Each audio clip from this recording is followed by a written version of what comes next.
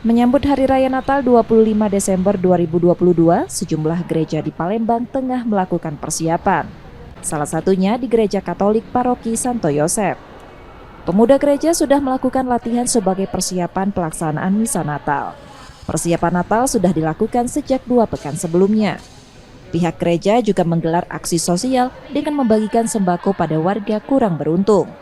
Di gereja ini, misa malam Natal dijadwalkan Sabtu 24 Desember mulai pukul 5 petang dan 8 malam.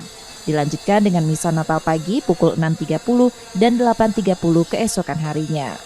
Meski pemerintah sudah melonggarkan protokol kesehatan, gereja tetap membatasi umat yang hadir maksimal 1.000 orang dengan tetap memakai masker dan menjaga jarak.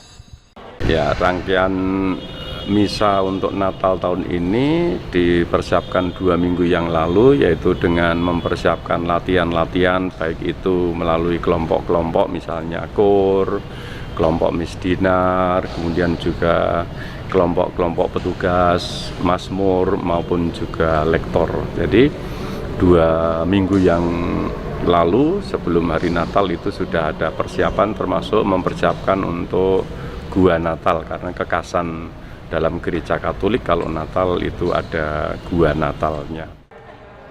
Perayaan Natal tahun ini mengambil tema Pulanglah Mereka ke Negerinya melalui Jalan Lain yang ditetapkan Konferensi Wali Gereja Indonesia bersama Persekutuan Gereja-Gereja di Indonesia.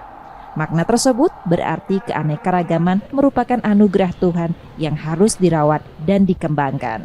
M. Rizky Nurmizan, Kompas TV, Palembang, Sumatera Selatan.